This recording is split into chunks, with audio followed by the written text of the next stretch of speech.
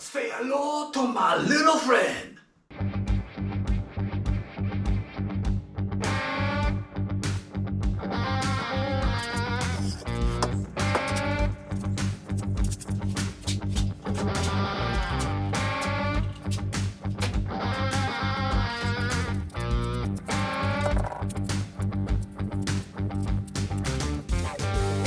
This right here is the engine that is hopefully going into the Roadster. This is a 40 or 41, I'm not entirely sure. 221 flathead V8. Story with this is it actually came out of a 37 convertible. The owner of the car wanted to put the correct 37 engine back in it, so he collected a bunch of parts and had one built. He didn't really know much about the history. The car had been in the family a long time, but they weren't really sure how this engine ended up in that car. So I pulled the intake, and it does have adjustable lifters, so it's obviously been apart at some point, but it's been many, many moons since that happened.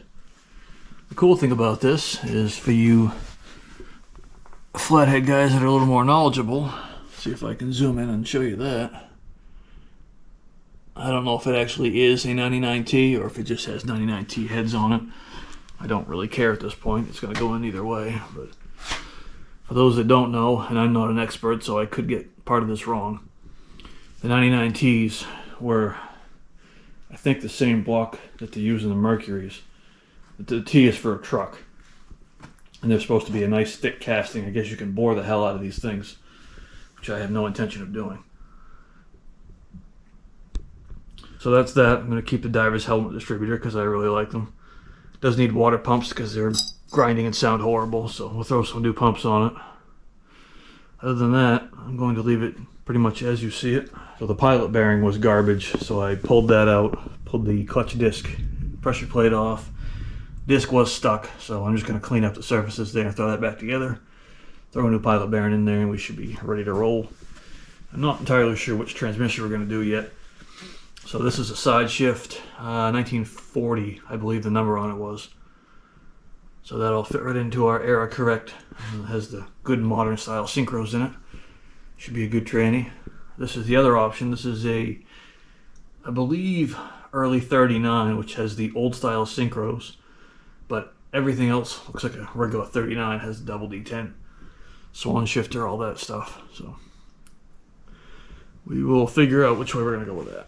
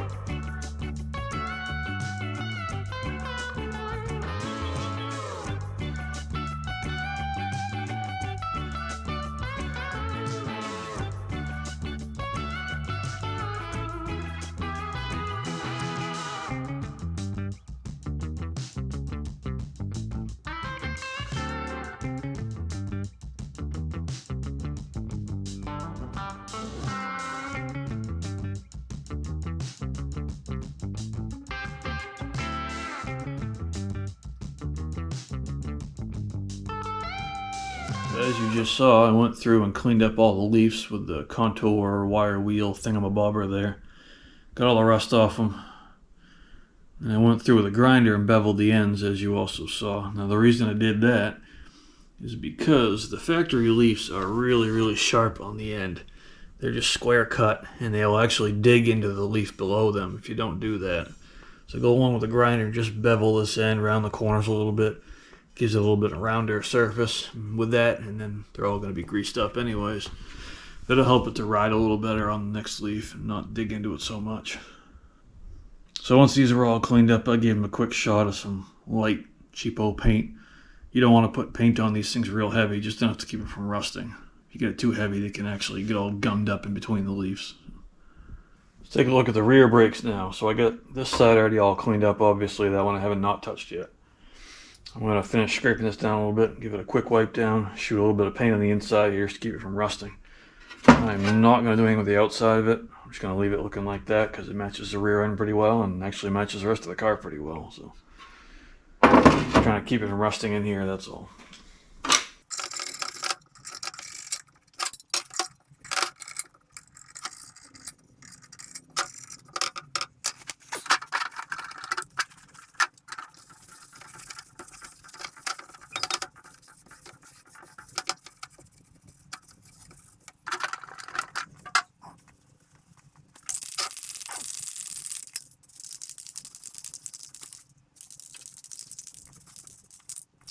Let's get some of this front end stuff ready to mock up. So I'm just using standard Model A perch pins. Like I said before, there's no reason to use the 32 to 34s unless you're using mechanical brakes. Since those are worth like 10 times what these things are, we'll just use these. Now the bushings in these are actually pretty good, so I'm just going to reuse them. Now's the time to make sure these things will take grease. I'm going to stick this in the vise because obviously I can't make it work sitting here on the bench. So let's go over here.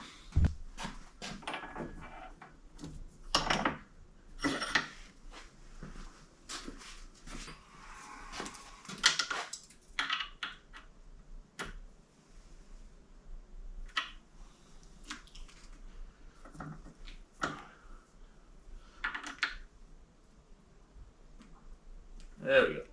So that one took grease. How about this side?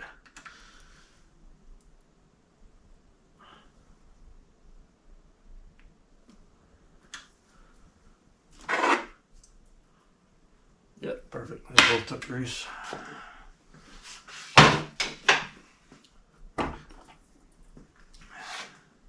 You want to make sure it comes out of both sides.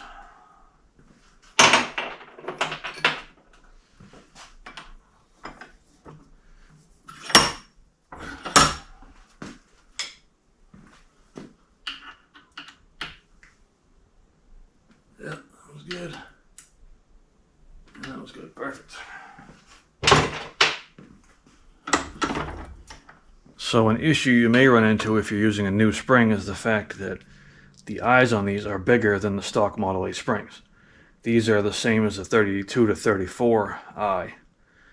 So the stock Model A front bushing, hang on, I'll go grab one.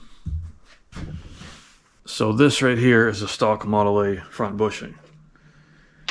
And while it's the right length, it's not the right diameter, it just falls through.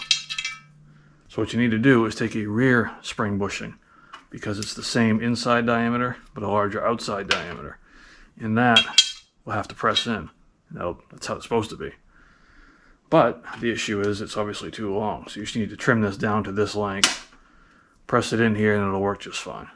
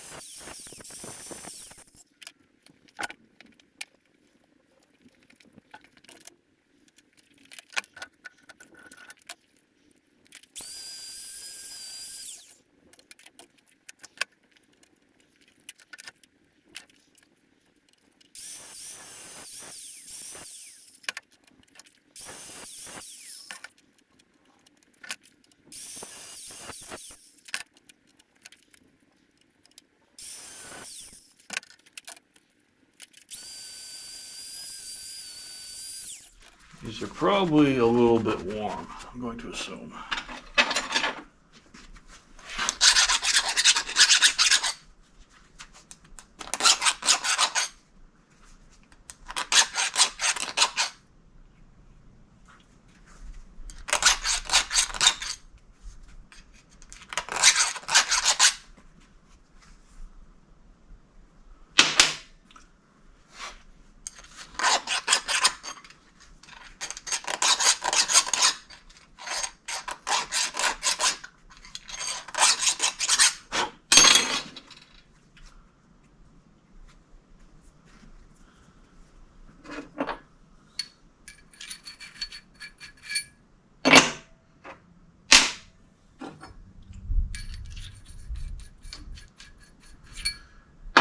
Pretty happy on there to me. I'm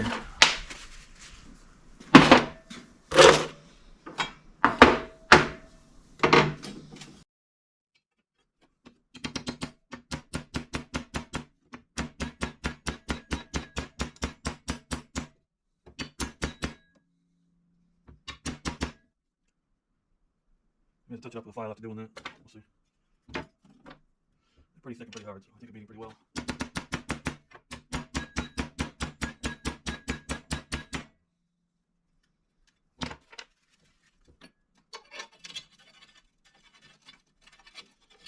Still seems pretty happy. Alright, let's see if we can get this front end somewhat back together here.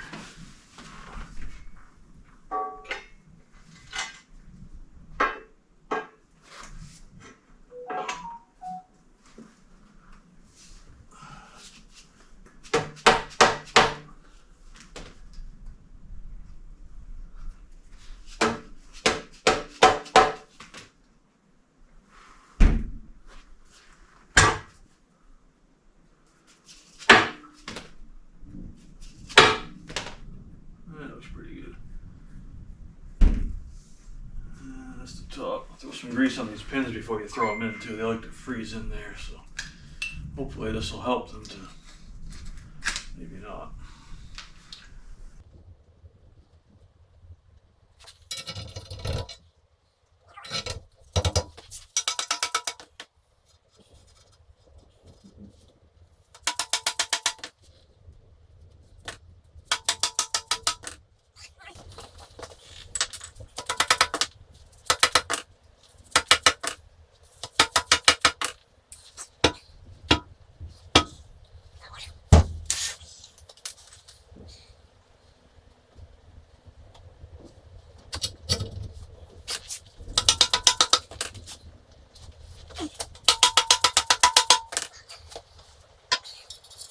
I'm not going to tighten these down, we're just going to put them on there kind of finger tight-ish. Who knows, we may have to take this apart again. Not entirely sure that this wishbone is actually going to work on here.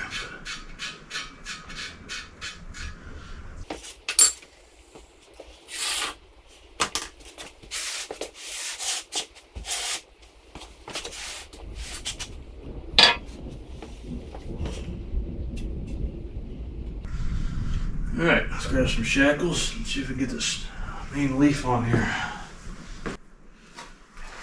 Just like on the back, you want to grease the hell right out of this thing.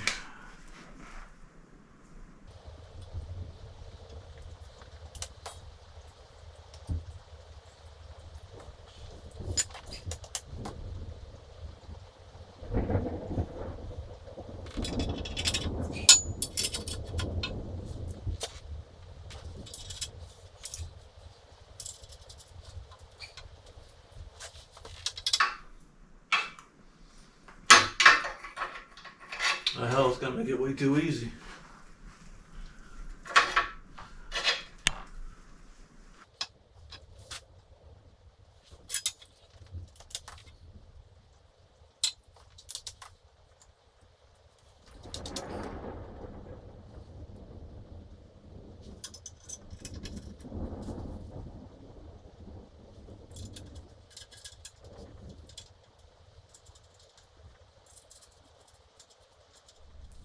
So the decision has been made and we're going to run the top shift. There's a few reasons for that, and one of the big ones is the clutch linkage. So if you look on here, this has the old arm style on it. Pretty simple. If I run earlier pedals, it'll essentially just hook right up with a new rod on there. The side shift has this paddle set up, which really you can just swap the shafts. It's not a huge deal, but it's one more thing I have to mess with.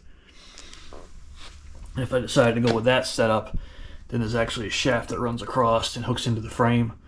There's an arm off of that hooks into your pedals, and it's just, again, one more thing to deal with. So number 2 is the emergency brake setup.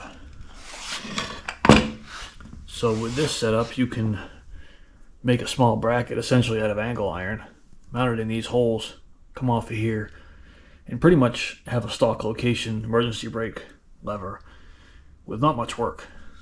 With the side shift, you don't have any of that. So now you have to either kind of rig up some kind of bracket in here or off the frame, or again, more work that I'm probably not going to have time to mess with. So number 3 comes down to the shift linkage. Obviously, with a top shift, there isn't any because it's right here. Side shift, you've got this set up here, and now you have to coordinate that with the linkage on the steering column, which may or may not line up depending on how you install it in the frame.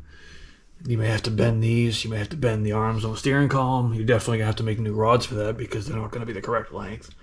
Again, more things to figure out that I'm probably not going to have time to.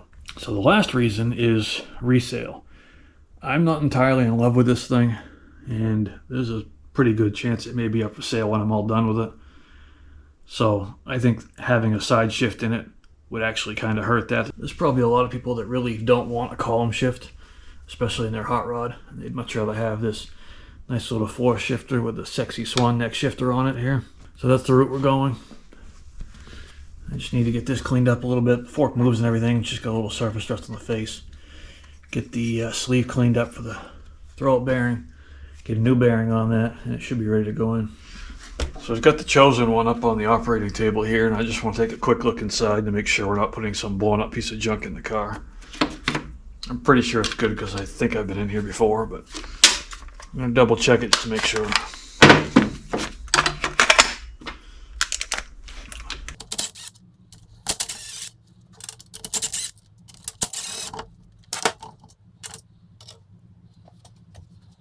Looks pretty good in there. A lot of times these get all rusty. This one is not at all. Pins are tight, that's good. A little cruddy, but I don't see anything broken. Now something to note that a lot of people don't realize is that these teeth here are actually like that from the factory. So while they may look broken, they're not actually broken. It's made like that.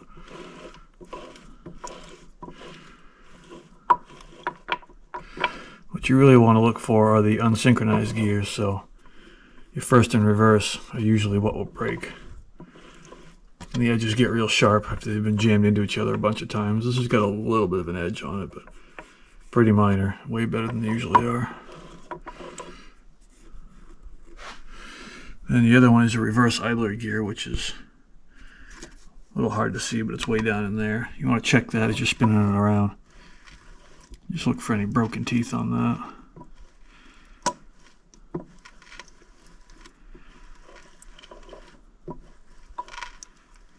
That looks pretty good. Probably throw some oil in here and flush it around a little bit and dump it out, 'cause it's a little bit crappy in here, but at least it's not rusty. That's the big thing.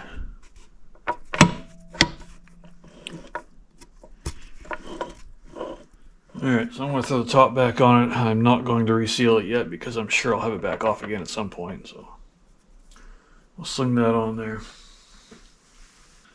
It's going to be kind of a pain to line up. Put everything in neutral is probably the easiest way.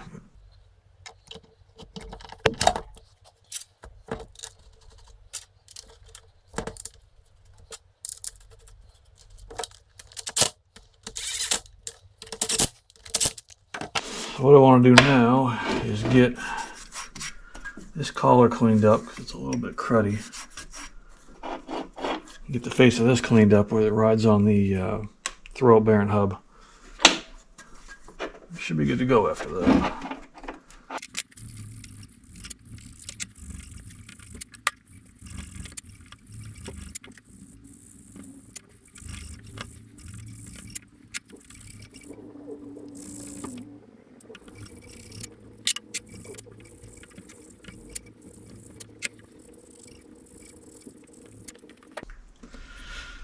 So just like I've mentioned on every other thing I've touched that has grease fittings on it, while you have it out and on the bench, now is the time to see if those fittings will actually take grease. This cross shaft here has a fitting on each end of it. Those things go dry, it takes very little time to eat away at that bushing, and that shaft gets all loose. You don't want that.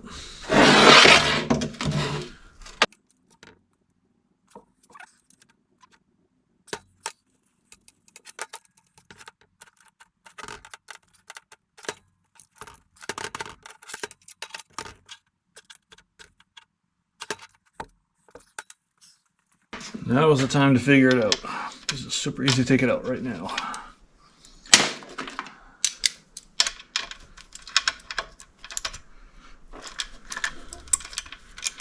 See if the fitting is plugged up, or just the housing is plugged up, or both, neither.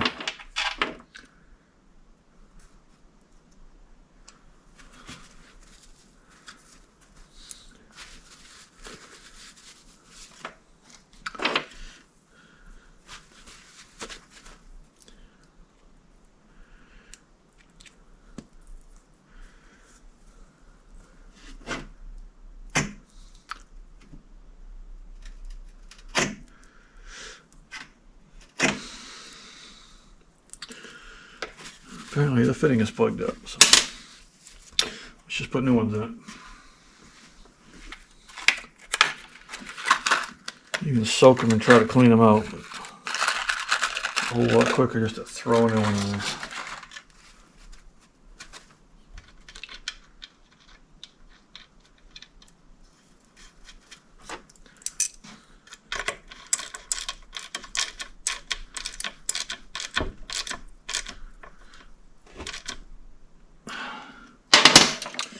Let's try that.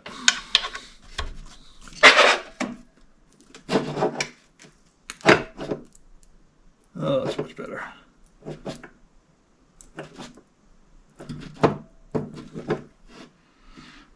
Much better.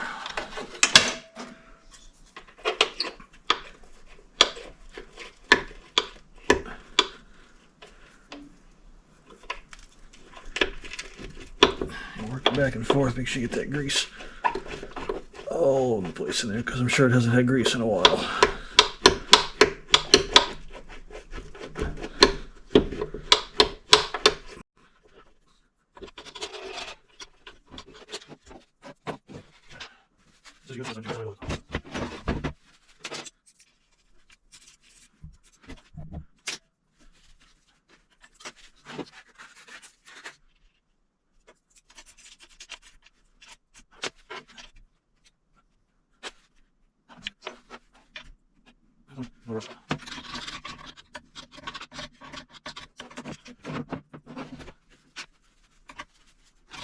So while this is all apart, I'm going to throw a new throw-out bearing in here just because they're cheap and it's not worth trying to reuse an old crappy one, because I'm sure these are both junk. Oh, it already fell off. So I was going to use this hub, but there's a giant worn spot right here, as you can probably see, because people don't grease anything, you know. So I think we're going to ditch that one. I'm going to use this hub, which is quite a bit nicer. Now these are sort of pressed on there. Actually, I'll show you right here. You can see this lip from here on up is actually the only area that's interference. The rest of this just slides on there. So there's very little holding this thing on here. So you can just get in here with a screwdriver, kind of pry in between here, go back and forth between side to side, and it should just come off. You don't really have to get in there with a press.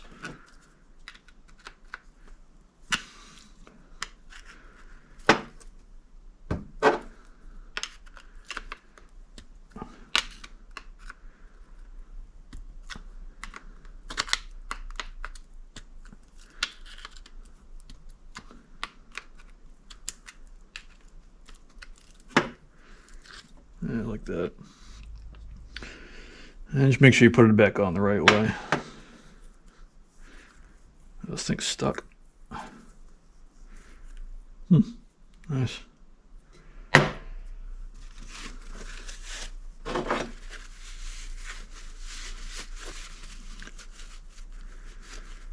clean those faces up while you have this apart and make sure that the surface is pretty good on them. These are pretty decent.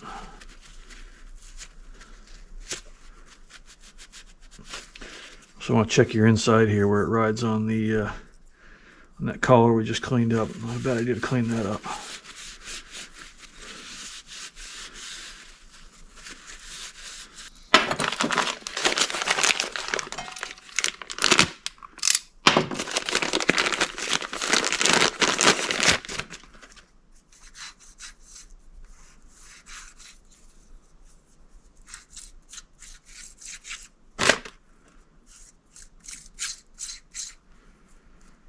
So that goes up. Like I said, for the most part, it's just a slide-on fit. You can just tap it on the rest of the way. I'm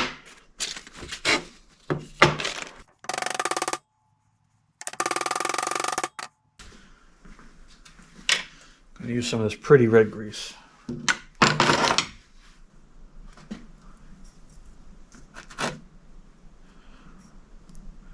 You don't want to go too crazy because you don't want it slinging around and up on the clutch. But get enough on there so it's covered good. A little bit on your splines, very, very, very little, but just enough to keep let the clutch disc slide around.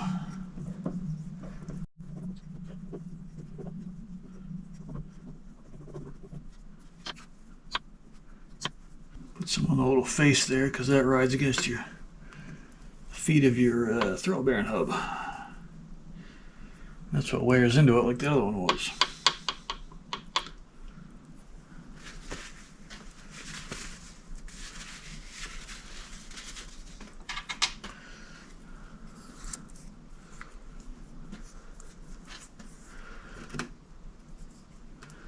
A little coat in there.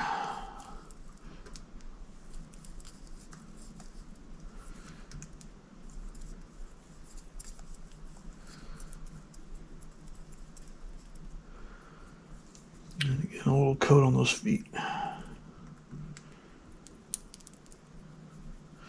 Some on the sides there too, because that fork will rub against the side of that. That's your little spring in here. Just hooks in the top and sits in that little whoozamadoozee there, like that.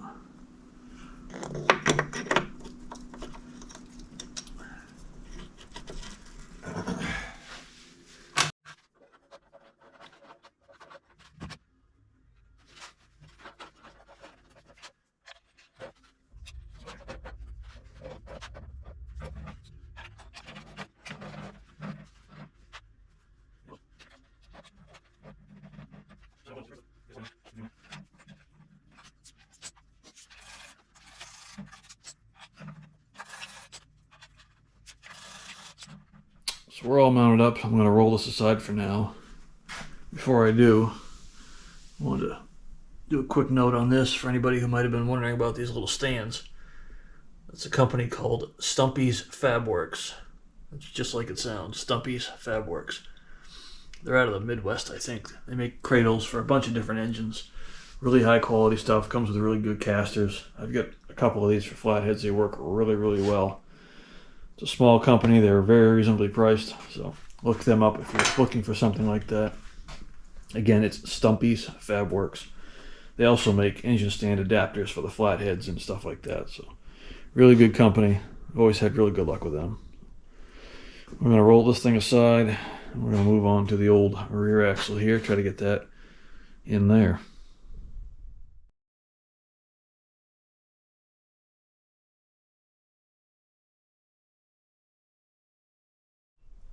So as I was getting ready to put this rear end in and the rear leaf spring together, I realized that I didn't have the correct top leaf. Now the top leaf is different than the rest of them. You can see how it's beveled on the edges there. That's because it sits up into here, and you see how this is obviously rounded on the edges. If you try to put a normal square leaf up in there, it won't sit in there all the way. You'll have a gap between here and the leaf. So you want to make sure you have the correct top leaf, and if you don't have one, and you can do what I do. Just take your top leaf and just take the grinder to it and give it a real good bevel on the edge. make it kind of match that, and it'll work just fine too. I think we're all ready to put this thing together. I'm going to run a total of 5 leaves in the back. It's just a guessing game at this point. We'll see what works. It had 6 in it when I got it, and it sat up pretty damn high still. So who knows? We'll try it. Worst case, we'll just take one out, put one in, whatever. So the thing is with this, if you do remove leaves, what I usually do is I cut them off really short and stack them underneath to take up the gap in the U-bolts here, because otherwise your clamps will bottom out up in here and you won't get a tight fit with the spring, and the spring will wobble around in there. Someone already took the liberty of modifying these with a little spacer, so I don't have to do that. This should just take up the gap and it should fit fine with those. So we will run those, and don't forget the grease in between them. So we'll get this thing slung together.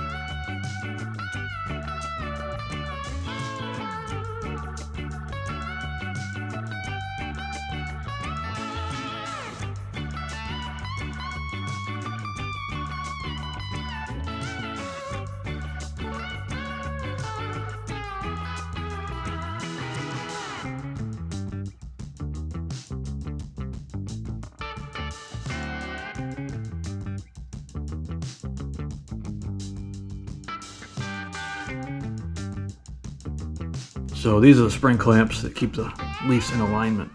Well, because it's missing this leaf right here, this pack is now 1 leaf thinner than it would normally be. Obviously you need to keep this leaf because it has the hole for that, or re-drill it into a different one. But because it's thinner, when you put this on here, it just rattles around and falls off. So you need to do something to take up the gap right here. You can use a metal sleeve if you have one. I didn't have one that was the right size. So what I ended up doing was taking some of this clear plastic tubing, which the inside diameter is perfect for the bolt. They're a 1/4 inch bolt. And that tubing slides real nicely into this hose. And sliding that over the bolt, like right here, now takes up that gap and it fits in here nice and tight and doesn't rattle around. So.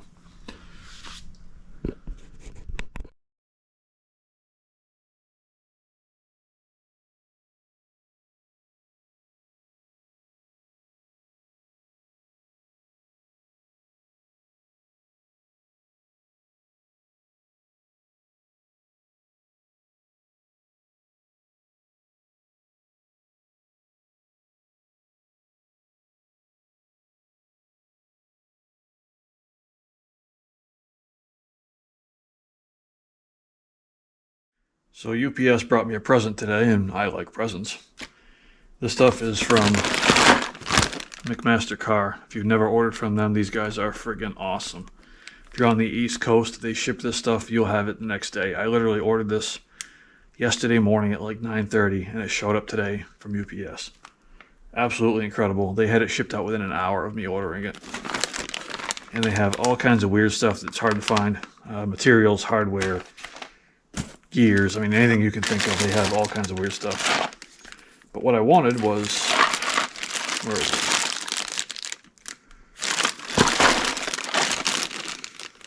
And they package them all together like this in individual bags. Pretty nifty. Right here. This is what I wanted. Right here, if you can see it. They are socket head or button head cap screws. So they're Allen heads.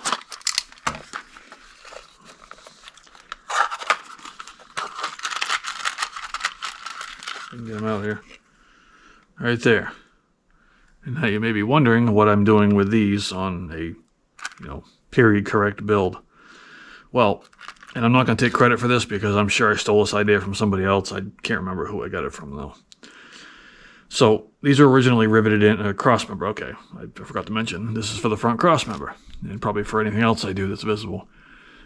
They were originally riveted in. For most people, when they get changed, they don't bother to re-rivet them in because it's a huge pain. It's not like a regular pop rivet, it's a actual hot rivet. So they stuff, molten metal into the hole and crush it when it's still hot. And it's a whole process that most people aren't going to do. So the idea with this is you use these bolts, put them in, obviously this part showing, and when you're all said and done, take some filler or whatever and fill the hole in. And when you paint it, it looks like a rivet. Except now you can take the thing back out if you have to, and it's just a whole lot easier to put in. So that's what I'm going to use on the front cross member.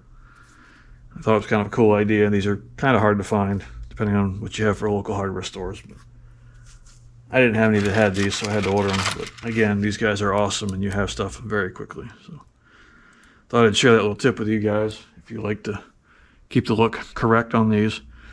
I'm going to get that cross member set back in and loosely bolted in.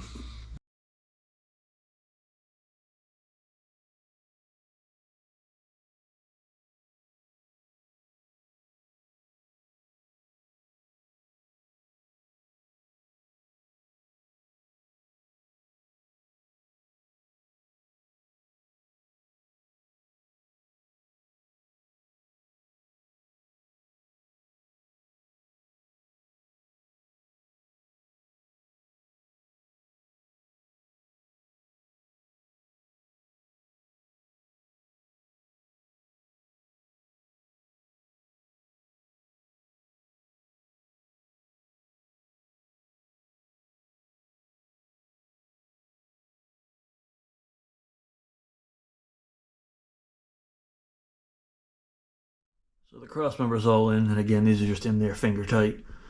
But I think you can see how less out of place these look than a normal hex head screw. Once they're filled in, I think it'll be pretty unnoticeable that they're even bolted in there.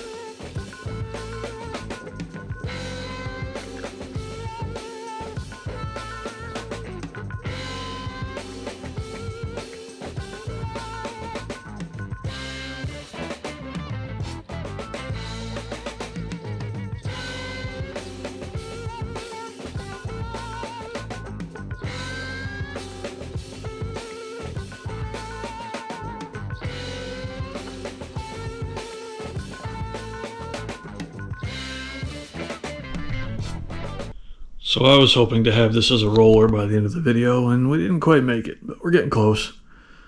Front end's in, rear end's in. I don't have the front spindles on yet, but got the rear backing plates on. You may notice they're upside down. You kind of have to do that with the spring over setup because the wheel cylinder would sit right there. Obviously it would not fit very well, so As it is, those two adjustment bolts are going to be kind of a pain to get at. Probably the later brakes would work better. The 46 to 48s don't have these adjustments, so you don't have to worry about it. But we'll get it. See, the wheel cylinder mounts down here. So everything's just upside down. This is actually the right-hand plate. That way you still have a tube for your e-brake cable. It actually works out pretty well because you can just run that right along your wishbone there. Or your radius rod, I mean. It'll be fine. And same thing with your brake line, and just run it out of there and run it up on the underside of the radius rod. So it'll be alright. So that's on. This side's on. Just gotta get some new wheel cylinders and wait for brake lines to come in. We can start running that stuff. And I gotta just play the guessing game as to how those things are gonna sit. The back actually looks pretty low. I think that's gonna be good. We're still flat on the shackles. So there's plenty of room to go on that, and it's actually pretty low here, so that might be alright. The front, I'm not so sure about.